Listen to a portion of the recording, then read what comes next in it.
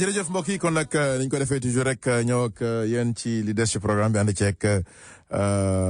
sama xarit sama grand frère sama lépp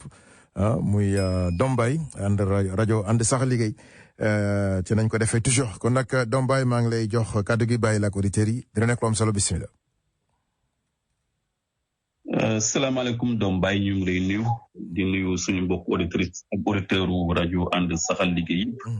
mais comme ni ma koy waxee rek mënuñoo fàtte rajo suñu Afrique lépp moom la ñoom si ñu ngi leen di nuyu ñu leen di ñaan jàmm te di ko sax ñoom di leen jotli aussi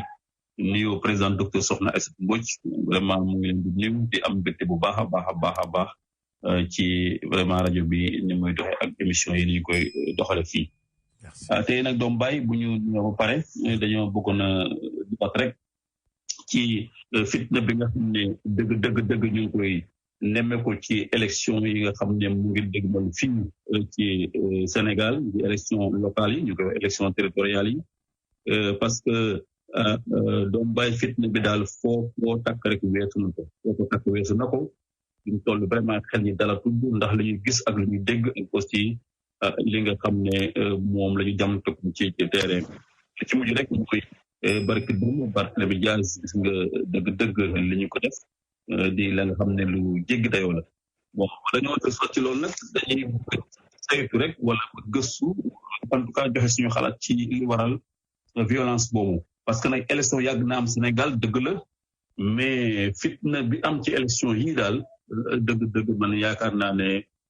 donc gëj naa am ci ay élection mën naa sax mosut am ci ay élection amul yenn élection yaa nga xam ne mos nañu koo dëgmal dëgg mu amee violence ñi nga xam ne noonu la ko élection yi amee loolu nag da bëgg a jàngat tuuti rek ci li ko waral wax nañu ko waxati ko te on ne dira jamais assez mooy enjeu bi nga xam ne élection yi am na ko maanaam solo si nga xam ne élection yi am na ko moo xam ci état moo xam ci opposition moo xam sax ci population yi donc élection yi dafa nekk élection yi nga xam ne dafa am solo lool dégg nga ñi nga xam ne ñoo ànd ak nguur gi ku ci mel ni Mahmoud Saleh dégg nga li mu wax ñeneen ñoom ñëpp nee nañu élection yi suñu ko ñàkkee jarul ñuy dem élection législative jarul aussi donc Macky Sall di xalaat sax 3e mandat donc ñoom foofu lañu ko wékk élection ay primaire la pour ñoom élection yi donc pour mën xam ndax effectivement Macky Sall dina laaj 3e mandat oui ou non donc foofu lañ ko wékk kon dina leen jaral lépp leen di jàll pour que ñu gagné ko massivement comme ça mën a dalal xelu Macky Sall pour que 3e mandat boobu nga xam ne ñu ngi koy rumalaat suuf mu mën koo laaj noonu aussi la am solo ci population yi parce que aussi population yi xam nañu ne aussi su fekkee ne Macky Sall gagné na élection yii ce qui est sûr certain comme ni ñu ko waxee léegi donc dina essayer imposer wu par exemple pour demander 3e mandat te dëgg nag Sénégal moom su fekkee nañu wax rek ngir yàlla li nga xam ne tey moo fi feeñ moom lañ fi gis wala moom lañ sentir à travers les populations mooy dëgg régime bi nga xam ne moo fi nekk nguur gi nga xam ne moo fi nekk moom population yi daal nañ ci kon nag population yi aussi loolu tax ñoom tam ñu bëgg a def lépp pour que dëgg Macky Sall ñàkk le président Macky Sall ak ñi mu àndal ñàkk le maximum de collectivité territoriale loolu nga xam ne moo nekk ci population yi si moo nekk ci opposition bi ba pare aussi leneen nekk ci opposition yi moom question positionnement aussi mu ngi ci parce que boo xoolee rek li tax mënuñoo ànd nekk benn say mënuñoo ànd nekk benn donc coalition bu mag tout simplement parce que il y a des intérêts non avoués yaa xam nañ ne Macky Sall incha allahu rabi mun naa am en 2024 incha allahu rabi mu jóge fi dafay jóge te mu neexee yàlla mais bu fi jógee aussi kan moo war a nekk en pole position pour war ko mën a remplacer loolu ci élection yi lañ koy préparé loolu tax ñoom tam élection yi am enjeu bu rëy ci ñoom dañu bëgg a xool kan moo tey la population yi war a jox bopp pour yaakaar ne comme que kat moo def résultat yi ci élection locale yi peut-être def résultat yi aussi ci élection législative kii kat am na beaucoup de chance buñ ko teelee pour que moom fay jëlee Macky Sall donc enjeu yi loolu la de part et d'autre muy enjeu yi nga xam ne vraiment yu ama solo la loolu tax ñii dañ naan lu mu jaral rek régime bi nga xam ne ñoo nekk en place pour que ñu toog conserver seeni couronne ñun aussi dañu ko jaral pour que ñu def lépp pour que ñoom seen couronne boobu ñu jël ko ci ñoom incha allah bu ñu yeggee en 2024 loolu nag dañ koy préparer parce que violence boobu nga xam ne donc état mu ngi ci bëgg ko da ko préparer lool parce que boo xoolee recrutement bi mu def rek au niveau de la police da koy wone police ay xale yu ndaw la fa recruté ay jeunes de rien du tout ña nga xam ne tey vraiment ils sont à la fleur de l'âge pare aussi wutal leen équipement ba nga xam ne vraiment de dernier prix moo xam ay char la moo xam ay lance grenade la moo xam ne ay grenade yu bees parce que keroog gis nga ñu ngi koy wone grenade yi nga xam ne moom la ñu wut des grenades très offensives grenade yi nga xam ne dëgg neexu da noyyi loolu aussi pour préparer violence bi la rek boo xoolee aussi propos yi nga xam ne président mu ngi koy wax nga xam ne kii aussi vraiment bon mu ngi préparé bien que nag ñenn ñi teg nañu ko waxe ku ragal waxe ko nga xam ne kii dëgg day woote fitna mais ñëw fitna parce que bu demee bu naan man duma ragal et comme que bi ma nekkee opposition lañ ma mën doon a intimider boobu lañ ma mën doon a tiital waxatuma bi ma demee ba yor nguur gi bon loolu propos ya nga xam ne nit ñi interprété nañ ko de manière différente parce que c'est vrai am na ñu ne du ma ragal moom ku koy wax rek da ngaa ragal parce que ku ñu ma dëgg da nga xam ne kii ragaloo dara dëgg jarul nga da ngaa ñime parce que nee nañu le tigre n'a pas besoin en tout cas de tous les toits par exemple sa culture donc loolu mooy wane ne donc moom dafa ragal mais dans tous les cas loolu aussi boo ci boolee doom bàyyi arrogance ñi nga xam ne ñoom la àndal parce que dëgg ñoom ñëpp boo déggee li ñuy wax dëkk deman ci opposition bi day nekk wax yi nga xam ne du wax yu tegginu du wax ya nga xam ne aussi du wax nga xam ne mooy fay fitna parce que keroog gis nañu bi nga xamee ne police jàkkaarloo woon na ak ñoom donc Barthélémy Diaz ak ñoom Ousmane Sonko boo sànni leen grenade yooyu ñu obligé ñu dugg ci benn kër pour vraiment dallu fa dégg ngeen li nga xam ne ñu ci bëri ci ñoom waa APR wala waa Benno Bokk Yaakaar kàddu yi ñu ci teg kàddu ya nga xam ne vraiment tegginuwul ci mel ni par exemple Thérèse Faye dégg nañu mën naan Sonko ndike mettiwul parce que xëy ma gis mu daw keroog ak sëgg ma gis mu sëggee keroog donc des paroles ya nga xam ne dëgg mën nañu leen jëlee des paroles insignifiantes mais day wax ya nga xam ne dafa nekkul teggin parce que muy Sonko muy Barthélémy Diaz muy Malick Gakou tey vraiment ils ne sont pas n'importe qui ci réew mi te nag man je pense que la ñu def fekk dañoo daw benn c'est normal parce que nag lu jar bakkan lamb ensuite aussi et surtout c'est des républicains la police bien que elle est partisane bien que la police ku ne xam na ne am na fu mu féete ak fu mu far mais c'est la police sénégalaise c'est une police ba nga xam ne aussi dañ ko war a donc wormaal waru ñoo jéem a jàkk boobu kon nag ñu mel noonu vraiment faisons la violence légale donc di ko manifester sa kaw yow doo mën a def loolu rek par exemple reculer wala nga sauver sa bakkan donc ñoom loolu lañ def je pense que c'est de bonne guerre fi nga xam ne foofu lañ ne waroon par exemple wala saboté bu fekk ne tey Macky Sall ak ñu mu àndal ñu génn à bras le corps dañoo génn civil par exemple jàkkaarloo par exemple là vraiment moo xam au niveau des manifestations moo xam au niveau du nombre man je pense que ne bu su fekkee ne daw dafa am au niveau de la police comme ñu wax mais force étatique yi jàkkaarloo yow en tout cas nga arrière wala même nga daw sax boo bàyyee say dàq aussi man je pense que ne loolu gàcce nekku ci dàq la parce que sax dafa la dàq la parce que da nga ko bëgg mais dafa laa dàq parce que dafa yor benn tenue ba nga xam ne dafa am insigne bi ca nekk dafa am tenue ba nga xam ne da koo yor ba nga xam ne drapeau Sénégal moo ca nekk donc tenue boobu ngay wormal peut-être tout simplement moo tax nga arrière moo tax nga daw mais c'est pas parce que vraiment da ngaa ragal ma ñëwaat rek doxantu Barthélémy bi barki dem ak vraiment li nga xam ne moom la ñu ko def di la nga man je pense que ne réew mi yëpp waxuma sax réew mi mais organisation internationale yi les droits de l'homme yi ñëpp war nañ cee wax parce que nag vraiment dafa jéggi dayoo ñu bëri ñu naan dafa mel ni Sénégal démocratie amu fi dafa mel ni c'est pas un pays démocratique man ne leen yéen ñi wax sa ay manque de démocratie yéen ñu absence de démocratie di apprécier situation boobu defe naa vraiment da ngeen koo xeeb parce que man je pense que keroog li nga xam ne mën nañ def baat loolu c'est digne vraiment de notre âge loolu ci bi nga xamee ne tey amaguñ suñu indépendance waa réewu tugal yi wala en tout cas les colons nekk fii ci réew mi niñ doon traité donc waa réew mi ak Sénégal ak suñu maam yi man defe naa loolu laa gis keroog parce que buñ boobu lañ doon wax naan fii dañ daan tëgg seen den par exemple ne fii ku fanaan di jaam dañ daan tere nit ñi par exemple ñu dox librement dañ daan parce que loolu lañ def keroog baat ku nekk dans sa commune donc di doxantu nekk un candidat investi dans la ville de Dakar yow ñu ne ko donc doo ko fi defee doo ko fi doxantoo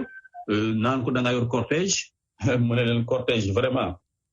di ànd ak gyrophare cortège du taxaw ci feu rouge donc man yoruma cortège et puis pour vous montrer que yoruma cortège xaaral sama wàcc dox ak sama tànk mu wàcc dox ak tànkam ñu naan ko non loolu du fi amee par contre et pourtant il y a de cela 2 jours on a vu un autre candidat bokk ci ñoom di Diouf Sarr par exemple def pire parce que Diouf Sarr moom ba muy Diouf Sarr ba muy doxantu moom da ko booloon sonorisation ak mbooloo mu takkoo mooy doxantu au niveau vraiment des artères de la ville de Dakar te pourtant waxuñu ko dara donc de quoi ont-ils peur c'est que tout simplement xam nañu ne bu ñu bàyyee Barth moo dox normalement donc comme ni mu koy waxee rek donc les élections n'auront pas lieu parce que donc Dakar waaye dañu voté déjà Barth leen donc élection yi ñu dëgmal yu 23 janvier 2022 formalité la parce que fi ñu tolloom leer na ko ne gagné na Diouf Sarr bu pare gagné na donc Dakar bu pare loolu nag lañuy bañ gars yi am ci ay firnde mais dans tous les cas muy la nga xam ne teguñu ci yoon parce que nag démocratie loolu la suñ constitution ci boppam vraiment waxuma sax ay manifestation mais waxuma sax di dox tànk di dox mbokk wala ngay di dem ko say nit mais meeting dafa permettre ay manifestation dafa permettre ay marche sax bu fekkee am nga loon metti am nga loon naqari am nga droit génn def une marche pacifique marche ba nga xam ne doo tàggoo marche ba nga xam ne doo lu yëgal nit ñi ne da ngaa bëgg a marche tout simplement ak fi nga war a jaar donc nga ànd donc lu dellu ci biir commune am ñu ko koy tere loolu vraiment lu jéggi dayoo la te nag li ñuy wax rek mooy ñëpp war nañ cee wax maa ngi naan léegi waxuma sax donc national mais au niveau même international man je pense que ne bépp organisation ba nga xam ne da ngaa bëgg jàmm di woote jàmm te Sénégal ratifié la man je pense que war ngaa wax ci vraiment Macky Sall ak ñi nga xam ne ñooñu àndal ni ñuy comporté woo fii ci réew mi parce que nag trop c'est trop te comme ñu ko bëri di waxee doom bàyyi boo waxee ñu ne bëgg jàmm bi ñu tax a nekk jaam te muy dëgg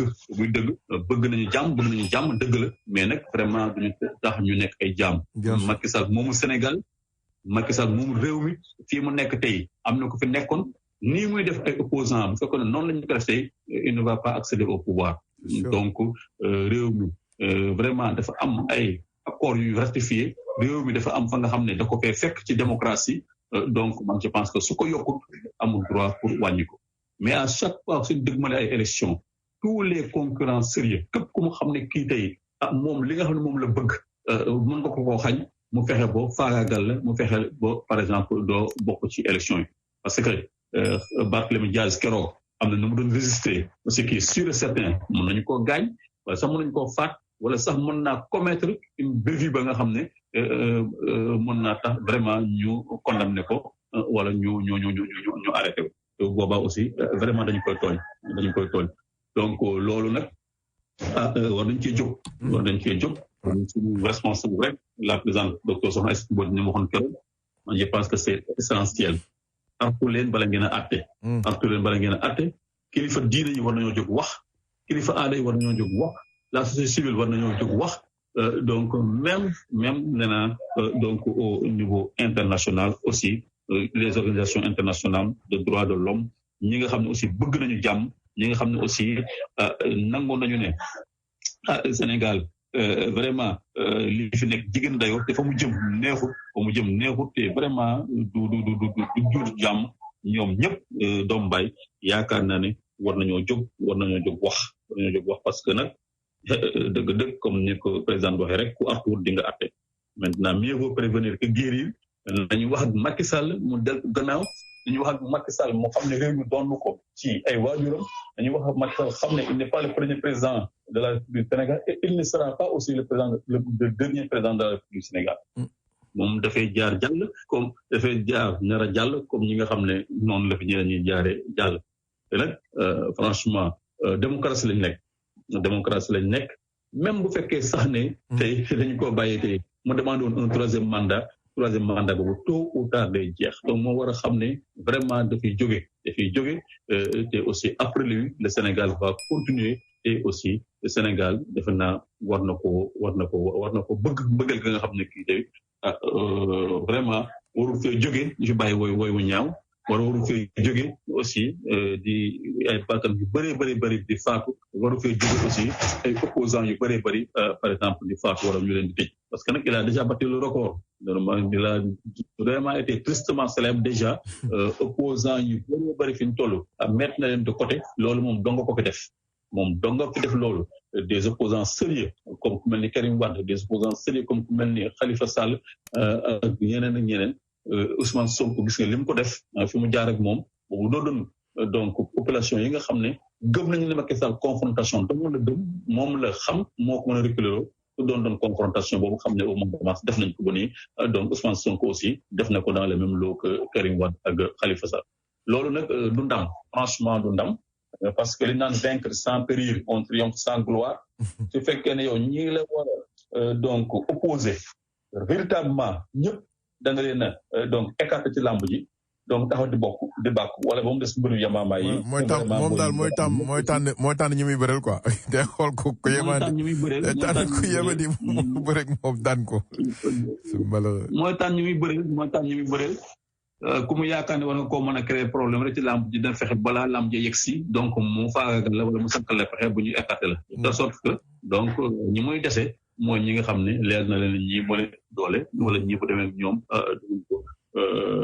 combat daf leen di gañe loolu nag ma ne vraiment ndam nekku ci loolu moom je pense que gàcce ci nekk mais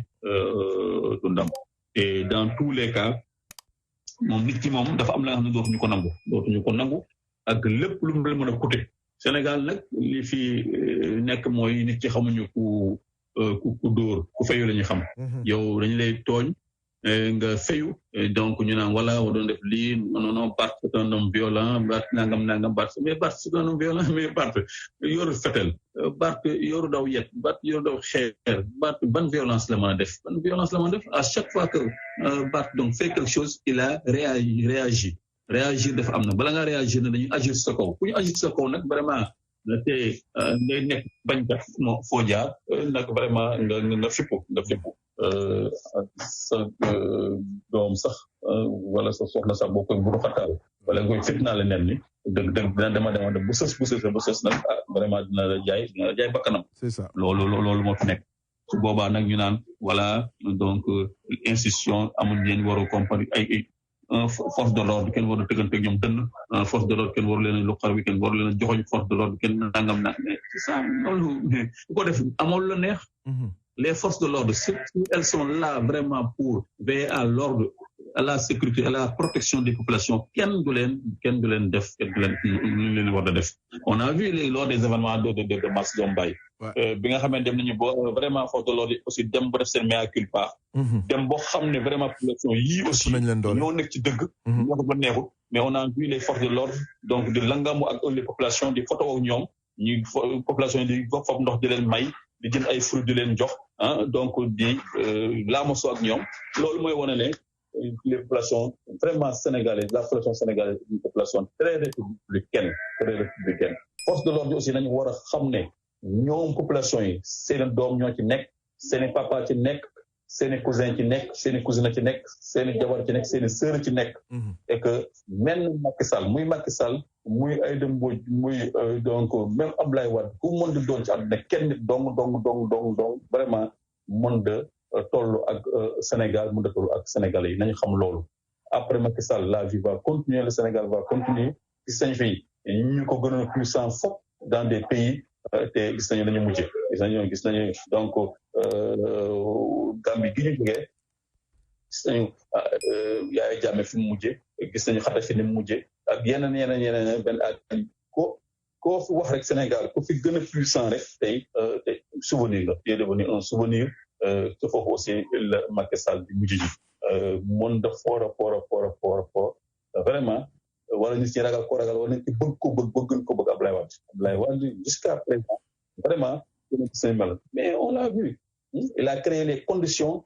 vraiment d'une alternance am Sénégal moom mu génn par la grande porte jusqu'à présent président Abdoulaye bu ñëwee au Sénégal lañu koy teeru comme ni ñu teeroo un président de la République Abdoulaye Wade fi ñu toll malgré qu'il n'est plus président de la République il est plus populaire il est plus aimé que l'actuel président de la République du Sénégal bi Macky Sall loolu nag c'est parce que vraiment il est sorti par la grande porte Abdou Diouf quoi qu'on dise aussi il est sorti par la grande porte parce que su ko neexoon ba nga xam ne perte na élection yi mu utiliser la violence aussi pour maintenir au pouvoir mais ba ko way dem do naan ko tu as l'armée avec toi donc ne cède pas le pouvoir ne donne pas le pouvoir dana leen je ne le fais pas boo Abdoulaye Wade très tôt donc daal di ko félicité donc ne ko nguur gaa ngi noonu ko ñu nga nguur gi Abdoulaye Wade aussi gis ngeen boobu ñëwee la première chose bu mu def mooy par exemple jox ko benn mission diplomatique à l'étranger mu dem donc loolu man je pense que loolu mooy woy donc Macky n'a pas le droit de faire moins que ses prédécesseurs donc am na fu mu fekk démocratie sénégalaise vraiment na fexe boo yóbbu ko fa li ñu doon xaatee ci Macky Sall mooy mu faire plus comment en démissionnant d'abord de son parti ba ñu ko folee mu ne kat man comme ko fol ngeen ma léegi je suis président de la République je dois être au-dessus de la mêlée donc je dois être vraiment donc fi ñu toll au-dessus de tout le monde kon nekkatuma le chef de mon parti nekk démission à partir d'aujourd'hui j'ai démissionné du poste de par exemple secrétaire général de l'APR commencé nag jublu ci mbiram réew mi commencé aussi jublu ci ay réformes yu profondeur pour que démocratie mën a sax Sénégal réforme yooyu mooy lan d'abord mooy alternance donc wala limitation du mandat à deux def ko de manière sans équivoque donc wala sax ba ñu koy laam-laame même ni ñu ko mën di bindee ba ñu koy laam-laame mu en tout cas moi je ferai 2 mandats comme ni ko waxoon au départ parce que effectivement bi soo ñëw danoon mandat bi ñu ma xool juróom-ñaari at la mais bu ñu ma xoolee sax naa ko juróomi at te aussi juróomi at effectivement defu ko ensuite ba ñu xoolee deuxième mandat aussi nee na sama deuxième mandat bii may aussi ce sera mon dernier mandat c'est pourquoi j'ai un ami qui dit que monsieur Ndao on ne doit même plus parler de deuxième mandat ou bien de second mandat on doit parler de dernier mandat na nit ci wax naan mandat bi c'est le dernier mandat de Macky Sall parce que c'est beaucoup plus précis et c'est beaucoup plus clair dernier moom ku nga xam ne mooy lan boo ne deuxième mandat bii mooy son deuxième mandat wala bii mooy son second mandat on peut croire que il y a deuxième il peut y avoir donc possibilité de troisième mais dans tous les cas foofu lañu ko doon xaar doo ci réaction yu mel noonu ci réforme aussi en profondeur doom bàyyi mooy lan aussi mooy instaurer le bulletin unique donc bu fekkoon ne tey nee na man sama magistrature la ñuy defee bulletin unique man ma ñëwee la instaurer bulletin unique ku nekk xam na ne bulletin unique franchement kooku lenn ci ay élection gënu koo nekk démocratie benn bulletin ba nga xam ne ci la photo ñëpp di nekk kenn du ne man sama photo leerul bee moo gën a leer parce que benn tirage lay doon donc kenn du ne samay couleur leerul couleur yee moo gën a leer kenn du ne sama photo dafa tuuti bee moo gën tuuti donc photo yi ñooy tolloo benn bulletin lay doon non seulement wat ko dina gaaw aussi dina wàññi dépense yi mais aussi dina mettre tous les candidats au même pied d'égalité réforme yu mel noonu lañ doon xaar Macky Sall ak beneen réforme aussi en profondeur mooy la mooy une autorité indépendante mu organiser les élections dañ doon xaar Macky Sall bu ñëwee donc ministère de l'intérieur c'est donc l'administration territoriale bi seen dafa génn complètement ci élections yi parce que nag donc gis nañu barki dem donc taxaw bi nga xam ne taxaw nañu ko ci ci bi ñuy déposer les listes par exemple des candidats donc pour les élections locales gis nga liste yu bëri donc administration territoriale dañ leen rejeté c'est le préfet les sous-préfets là dañ ko rejeté ba opposition dafay recours au niveau donc de la cour d'appel ñu soog leen a remettre dans leur droit loolu mooy woon rek ne donc ñoom l'administration territoriale far na donc loolu moo waroon tax vraiment ñu génne élection yi ci seen loxo nag aussi ils ont montré la couleur parce que dégg nga seen ministre le ministre de l'intérieur taxaw na carrément ne leen donc dem leen en cassation comme ça parce que ñu casser les verdicts là loolu aussi dafa naa ministre de l'intérieur ko wax aussi dañuy wax day tax ñu ne rek réforme yi aussi waroon na cee bokk doomu baay la suppression du ministre donc de comment dirais de la justice donc ministre de la justice dañu ko waroon supprimer complètement wuti def fi une haute cour de justice ba nga xam ne donc mooy exercer le pouvoir judiciaire parce que ni nga xam ne noonu le pouvoir exécutif bi donc di émissé wu ci pouvoir judiciaire dafa ëpp ni nga xam ne aussi noonu lay émissé wu ci pouvoir donc législatif aussi dafa ëpp damay wax sa Sénégal booy xool donc bàyyi benn pouvoir donc moo fi am mooy le pouvoir exécutif parce que dafa phagocyté comme ça complètement ñaari pouvoir yi donc bu fekkoon ne tey ministre de la justice amul donc ñu bàyyi les juges là tout simplement ñuy fol seen bopp ñu bàyyi les juges là aussi ñu am seen cour bopp bu boobaa indépendance bi dina gën a mën a dans la mesure où partout ñoom seen bopp sax ñu ngi crier haut et fort que ñoom amuñu benn indépendance donc dañu buñu sañ daal donc le pouvoir judiciaire gën a indépendant pouvoir judiciaire boobu nag du mos a indépendant tant que par exemple le président de la République mu ngi présider aussi la haute cour de justice wala donc ñu mu ngi nekk donc di téye en tout cas ni mu ko téye donc cette justice là ci réforme yu mel noonu daal lañ doon xaar Macky Sall ko ci réforme yu en profondeur da nga xam ne bu jógee dina sincèrement bi mu ñëwee am na fu mu fekk démocratie donc am na fu mu ko yóbbu loolu lañ ko doon xaar mais xaaruñu koon ci vraiment bi ñu ko nee fexeel boo am une autorité indépendante bu organiser élection yi dafa taxaw leen maa lànk du ma ko def donc maay organiser élection yi maag sama ministère maag sama administrateur civil donc lu ñu neex def effectivement donc commencé nañu ko te ko nga xam ne kii day rejeter ay dossier de candidature donc buñu demee ba war a accepter ay verdict wala accepter ay PV yooyu aussi mën naa am bu ñu leen jotee lu leen neex lañ cay def donc ak yeneen bulletin unique aussi bi ñu ko waxee dafa lànk du ma ko def bulletin unique loolu lépp donc day wane ne en tout cas il n'est pas prêt pour faire avancer notre démocratie ñun nag li ñu bëgg mooy vraiment démocratie di avancer ñu jëm ci réew yi mel ni seen réew yooyu ay États-Unis ak vraiment même yeneen pays africains nga xam ne ñoom leer na la ne fi ñu toll élection suñ cay dégmal wala bu ñu cay dem ñëpp dañu yaakaar ne gëddi ba fa nga génne mooy l'expression volontaire des populations loolu defe naa mooy li nga xam ne mooy avancer am réew mais am réew bu fa benn poids donc nekkee muy président ba nekk buur nekk bumi di def di dindi ku ko bëgg a sonal ci ay élection donc du créer yenn condition d'une alternance démocratique defe naa loolu vraiment du la nga xam ne ni loolu moo war ci am réew du noonu aussi le président qui est né après les indépendances war a comporter loolu daal mooy li nga xam ne moo xew Sénégal doom bay di lu doy waar et aussi parfois nag on ne comprend pas parce que il y a le silence coupable de certaines autorités surtout religieuses parce que comme que bu réew mi mettee président day wax donc ces chefs religieux là ñu intervenir wala ñu wax man je pense que aussi am na ni muy demee aussi bu fekkee ne affaire bi arrangé wu ko dafa tourner moom ñoom chef religieux aussi war nañoo wax ku ne gis na loolu de masse mu mettee ci moom lool ba mu tiit lool ba xam ne vraiment fi mu toll le pouvoir est dans la rue donc nguuram ngi menacé wu ku ne gis na dafa woote Touba wallu donc ba sëriñ ba waxee aussi la ko opposants yi déggal parce que ay ñu ci bëri man ay mut lañu sax mais ay jutti lañu te aussi xam nañu chefs religieux yi aussi ban pouvoir lañu am fii ci Sénégal donc ñu déggal ko église bi wax na donc kilifa diine yëpp wax nañu foyer religieux yëpp wax nañu donc tijaan yi wax nañu donc layen yi wax nañu ñëpp ñaan leen jàmm ñu may leen ko man je pense que ne su fekkee dafa demee nii aussi lu mel ni kaw Barthélémy Dias bi lu mel ni li ñu def Sonko barki Demba ak lu ñu def Malick Gakou chef de parti vraiment ak Malick Gakou li mu représenté Sénégal ñu koy pamte boo di ko daane boo diggam vraiment di ci am problème loolu nit ñi di noppi kooku vraiment c'est un silence bi nga xam ne c'est coupable donc war nañoo wax